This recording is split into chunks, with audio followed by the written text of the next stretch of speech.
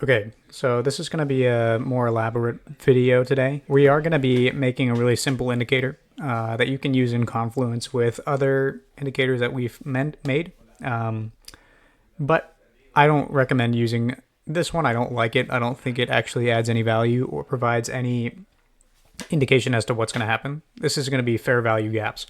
People use inverse fair value gaps and fair value gaps.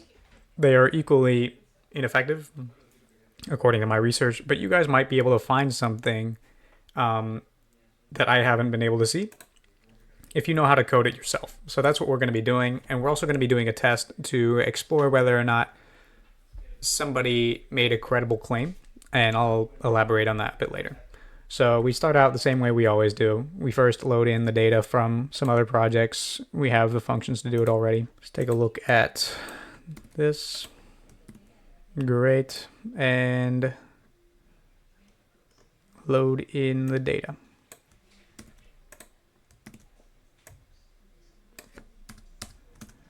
And set up our kernel. Put this back here. Okay, now what we're going to do next is identify all of the bullish and bearish fair value gaps. Every single one, as long as they exist. So we're going to make two different functions, one for bullish and one for bearish, and it's super simple. Now, there are varying sizes of fair value gaps, and the small ones exist really often, but they're not super important. But we're just going to include them in our code either way. So let's define bull FVG in the data frame. And the way we're going to do it is we're just going to add a 1 to a fair value gap column if a bullish fair value gap exists. So when do these bearish fair value gaps occur? These occur when the current low price of today is still greater than the high price 2 candles ago. So it's super simple to make. First, we just need to identify the high price from 2 candles ago. So let's actually make a whole column for this to show you guys what's going on. So data frame high to previous is going to equal data frame high, and then just shift it back 2 days. Wow. Great. Now we need to do data frame low of today is going to be today. So the current low is just going to be today's low price. So we don't need to actually define that. So the data frame fair value gap bull fair value gap equals data frame low is greater than data frame high to prev. And that's going to be a 0 or 1. And now let's make a main function to see what we have so far. So define main. All right. So now we have the main function that gets the data and adds the bullish fair value gap assessment to it. And if we run main, let's do data frame equals main. Something's wrong. Why finance is not defined. Let's run all of it. Great. So that worked. Let's take a look at the data frame now. Okay. So we don't have 2 previous until, of course, 3 bars. So that's great. And then let's see where we have a fair value gap bullish. So let's take a look at the high from 2 candles ago, which is 388. And if that was less than the current low price, then we have a bullish fair value gap, which means there was like a big gap down is another way you could just say it. So 388 is less than 391. So we have a fair value gap of a certain value. So what I want to do is I want to actually make a separate column for the value of this bullish fair value gap. So data frame bull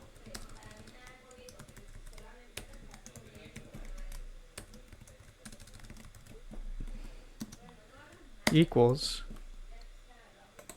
this times the data frame bull FVG. So it'll just be 0 if it's false.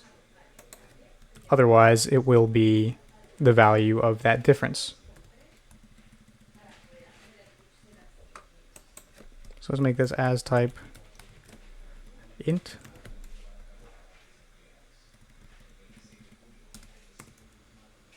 And I think we need to do the low minus the high from 2 previous candles ago. So now, great. So we get numbers, which is awesome. But I did PEMDAS wrong because I'm still in 2nd grade apparently. Now we should see zeros where we don't have any bullish fair value gaps. Great. So when there's a 1, we not only have whether or not a bullish fair value gap exists, but we have the actual magnitude of it. And a good way of showing the variety of magnitudes is df data frame bull FVG value is greater than 0. So now we have all of the instances where there's a bullish fair value gap. Subsection FVGs equals that. And then let's take a histogram of the FVGs. Ah, it's because I didn't parse the columns correctly. So bull FVGs val should look a lot better. Great. So the vast majority of the fair value gaps that we have are between 0 and 2. They're pretty small. But some of them are really big. We have a fair value gap that was a $16 difference. I do want to change this to be in terms of percentages. So let's see how we can do that now. Let's do this as a percentage of the close price. Data frame close. So that changes our values to be percentages. Super simple. Now we understand what's going on a bit more clearly. So 16 seemed like a really big fair value gap, but when it is a 3% drop, that's a little bit different because at that point the S&P 500 was trading at $600, so a $16 drop isn't actually as much as it might seem if you don't have this standardized. So we still have that similar distribution of fair value gaps, but now we know that in terms of percentages, there's none that are orders of magnitude greater than the other. So let's do the same thing for bearish fair value gaps. And let's copy the code and make adjustments to everything because they're exactly the same structure. I'll visualize to start off. Let's put this plot. So the FVG subset is going to be an indexed subsection of the data frame. Control C, Control V. And we're going to do the same sort of logic here. And then bearish. Fair value gap values. So I'm going to start this off so it's negative. So you guys see the difference of the plots. They should look like opposites. Whoops, and this is going to have to be there. That was close. And that should be everything. Let's run it, find out. I usually make a mistake the first time around. Yes, because I did not do this. plt.sub figure bull FVG and then data frame equals bare FVG of the data frame. And something's not running because it's always going to be less than 0. There we go. So now we have pretty much the opposite plots of each other. You can see they look a little bit different, which is interesting, but that's because the stock market generally goes up. So we get a little bit different plots. When it's going down, there's some difference in behavior, so you're going to see different shaped plots when you do positives and negatives. But the purpose of this study, well, first of all, let's look at the data frame and take you guys through what you have now. Right now, you guys have the ability to identify bullish and bearish fair value gaps. So when they equal 1, you guys now have the ability to add that into your data frame that you use to generate trading strategies and use them in confluence with some of the other values. So say we were using a moving average crossover strategy, but you only wanted to take a trade when you also saw a bullish fair value gap. So if the 100-day moving average was above the 200-day moving average, that wouldn't be enough of a signal to take an entry. But if there was a bullish fair value gap on top of that, a double whammy might be of interest to you. So we now have a long list of tools that we can use in harmony with one another to see how we can build something way more advanced than something you would be able to test just using your eyes and hands on a free TradingView account. So congratulations on building the fair value gap. The next part of this episode is going to be a bit more specific, maybe boring. I'm curious as to whether or not it's legitimate. So my hobby is assessing whether or not it is. Somebody claimed that there are types of fair value gaps that are more useful than others. And the reason I hate the technical analysis day trading community on social media is because they can say anything they want and nobody will really call them on it. Somebody claimed that medium-sized fair value gaps are the best way to go, essentially. So if they're super small, that means that most of their authority has been wiped out. Or if they're super big, that means upwards momentum. But if they're medium-sized, that means that they are actually likely to turn around. This is, in my opinion, obviously untrue. But it makes sense because you can easily tie a narrative to any sort of price behavior that you see. And that's the whole game. Just telling stories with the stock market is pretty much what ICT SMC is, but those stories are all effectively fantasy. And now we have the ability to see that for ourselves. So what I want to do is I want to test if the middle section of fair value gaps by volume are more effective or less effective than all of them combined. Now this is a bit tricky to do. Now we're going to do this by defining a holding period and testing our trades throughout that defined holding period. So holding period is going to equal 5. We can change this however we want later. I'm going to get rid of our data frame for now. So let's make a function to test it. So let's define assess FVG. Let's assess bullish FVGs first. We're going to do separation here, mostly for my sanity because I am doing this for the first time. I don't really want to make super advanced functions in front of you because that is boring, because it requires me making a lot of mistakes. Now, the way we need to check the returns is by defining our holding period within the function. Great. And getting the close price divided by the close price at the end of our holding period. So the data frame column is going to be dynamically named based on our holding period. Price, holding period. So it's going to be price, and then it's going to be 5 periods ago.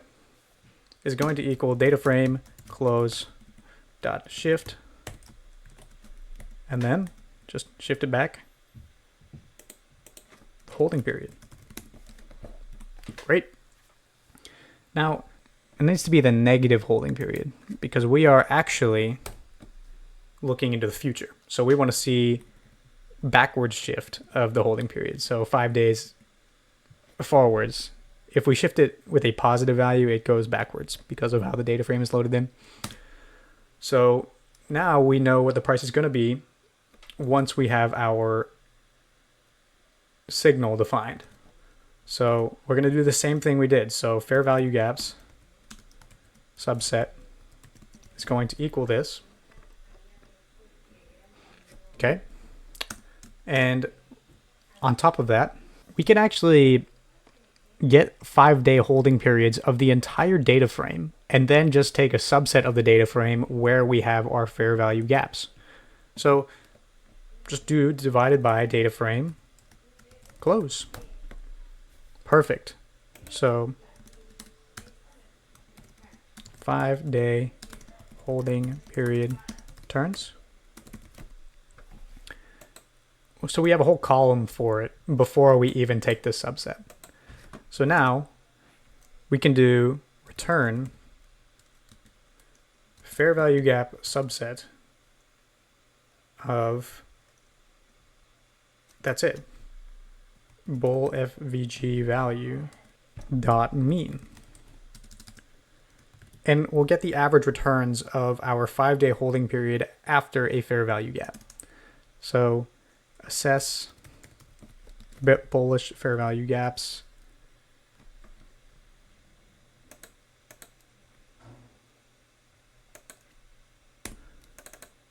See here, we should be all good.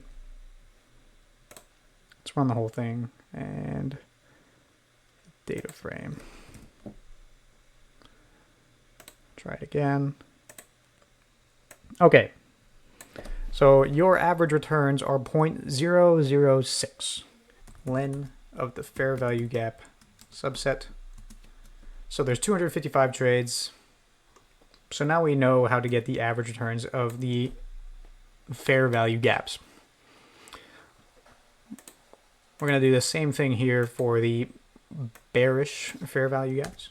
So same thing as before, we copy the code, assess bear fair value gaps, holding period is the same, holding period is the same. And we want this to be negative.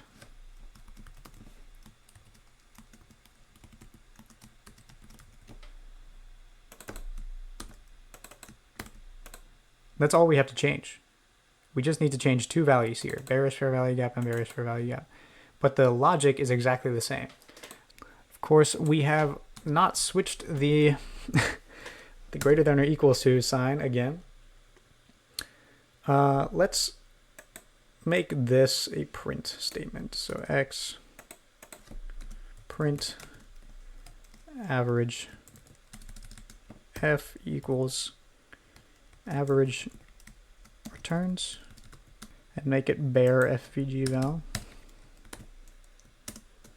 Okay. Actually does seem to work a little bit at first glance. If we do this over 10,000 periods, let's see what we get. Yeah, it still works. Something's not right because when I change the holding period, nothing changes. Ah, I know what's going on. Those positives and negatives seemed suspiciously good. And it was because I was taking the average of the fair value gap values. I need to be taking the fair value gap subset close prices. And then take the same thing here and do that here. Wow, that's a tough mistake I've just made, but I'm glad I caught it. It's going to make the averages much more easy to understand. And what have I done wrong again? Okay, sorry for the confusion. I need to be taking the price in holding period number of periods. So what I need to be doing here, change this to lowercase. I always do that. Go here, C, and it's going to be the same thing. Here. What's wrong with price in 4 periods? Okay. This makes a lot more sense. Now, for a second there, I thought that fair value gaps might actually work a lot better than I expected them to in another study I did. But it's not the case. we can now see that bearish and bullish fair value gaps both have an average positive return. So I want to do, if this is bullish, bull FVG average return, bear FVG. Okay, so the bullish fair value gap has an average return of 1.1% after 5 days, and the bearish has an average return of 0.46, meaning the bearish fair value gap has a higher likelihood of continuing to go up than a bullish fair value gap. So maybe it's a sign of momentum, but not really, because this is also positive. So they're both equally useless when all sizes are considered. But we're still not done with our study. We need to find out if this middle subsection of them is better or worse than the more exaggerated ones. So are these values here more important than the little ones and the big ones? Let's find out. Before I do that, I want to test some other holding periods. Let's do 2 holding periods, both positive. Let's do 10, both positive. And the bearish is consistently more positive than the bullish over the course of our holding period, which is super interesting, especially if you already thought that these things worked in the first place. Taking a subsection of the subsection with the built-in quantile function that I love using. So now we need to get the upper quantile and lower quantile based on what we want it to be. So let's set the lower quantile, which is a fancy word for percentage, I guess. So it's going to be the 25th quantile. You'll hear words like quartile, which is where you spread it into 4 different categories, really often in statistics. So Q25 and Q75 are the most commonly used. So we're going to do the lower quartile at Q25 is going to be the FVG subset bull FVG dot quantile, and we can just do 25. Do the same thing for 75. So we have the upper. Let's just call this upper and lower so we can change it dynamically. Yes.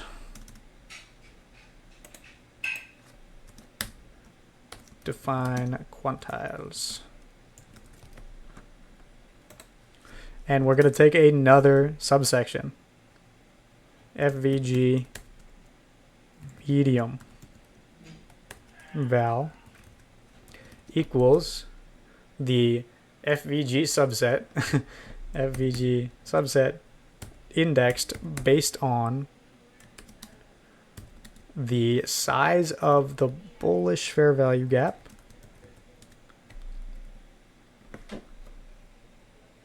value. So I don't know why I've been doing this.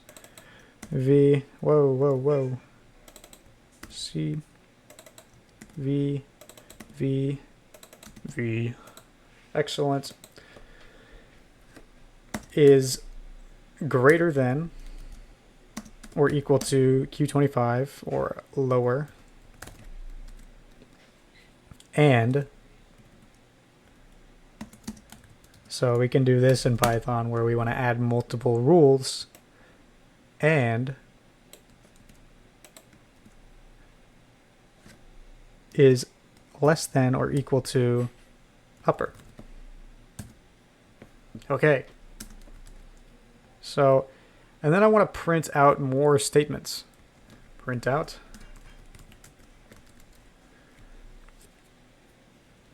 How many were there? So F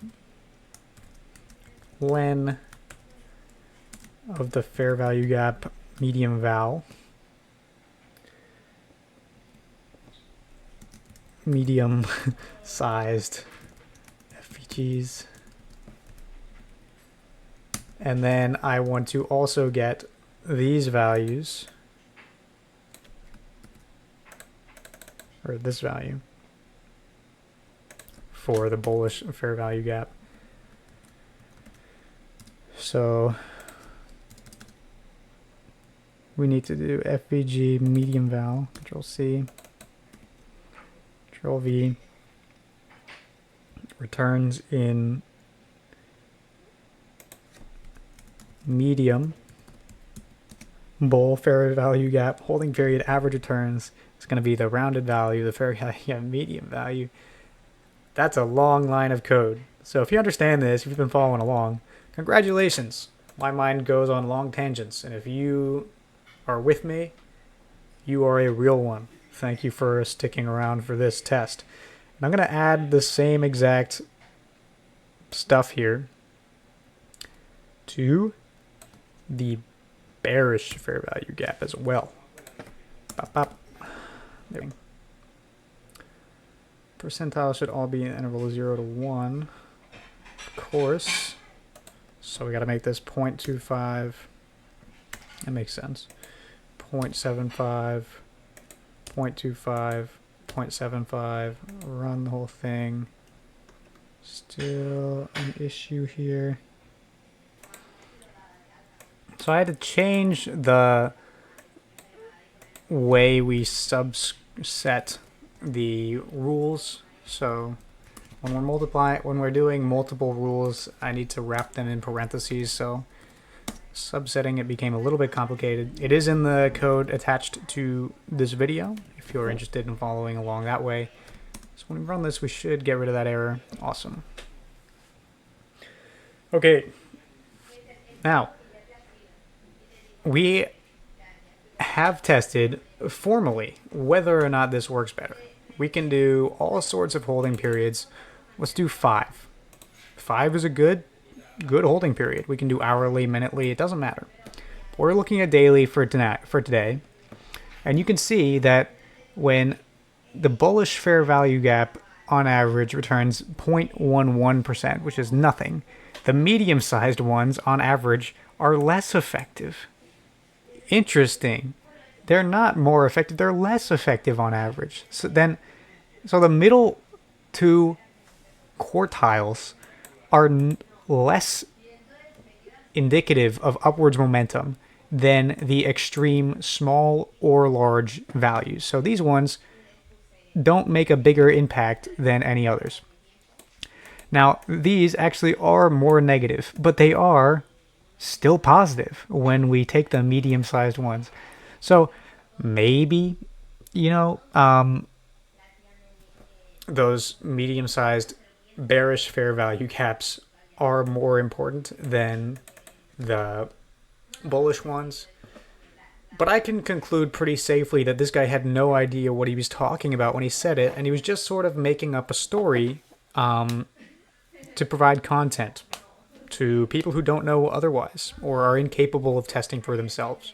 I will be honest, this took me a while. This took me about 40 minutes of work, an hour of work. I'm honestly not too sure. But I enjoyed it. Most people don't enjoy doing this. They enjoy the idea of getting rich really quickly after learning something really quick from TikTok and then just making money that way.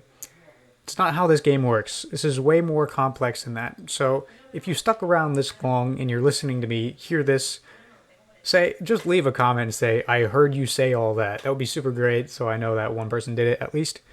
Otherwise, stay sharp out there. Stay smart. There's a lot of people who are going to tell you that these numbers are different because of a story they pulled out of their rear, but it is not real. And now you have the ability to test that yourself. So congratulations. I'll see you in the next episode.